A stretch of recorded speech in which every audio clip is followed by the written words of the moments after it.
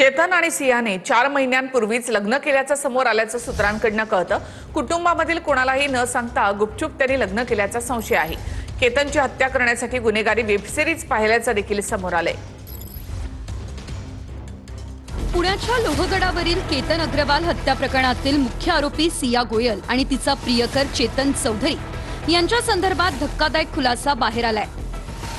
सिया गोयल आणि प्रियकर चेतन चौधरीनं 4 महिन्यांपूर्वीच गुपचूप लग्न उरकलं होतं अशी सूत्रांची माहिती समोर आली आहे। पोलिसांनी आरोपींच्या मोबाईलमधील व्हॉट्सअप चॅटची तपासणी केली असता मिळालेल्या पुराव्यांच्या आधारे हा दावा करण्यात आलाय।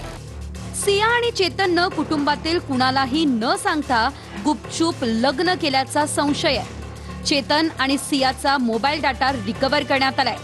Mobile chats, call records, location आणि इंटरनेट सर्च हिस्ट्रीचा तपास करण्यात आलाय।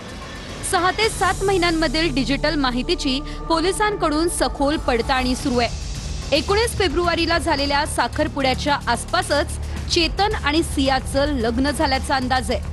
केतनची हत्या करण्यासाठी सियानं गुन्हेगारी वेबसिरीज पाहिल्याची सूत्रांची माहिती आहे।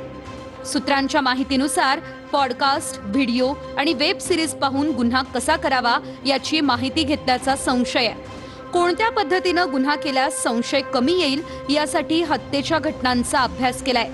चाकू, इतर शस्त्र वापरून खून केल्यास पुरावे सहज मिळू शकतात असा सिया आणि चेतननं निष्कर्ष काढला होता। आता या प्रकरणातील डिजिटल पुरावे, mobile chats, call records, location आणि इतर तांत्रिक बाबींची तपास यंत्रणेकडून पडताळणी सुरू आहे।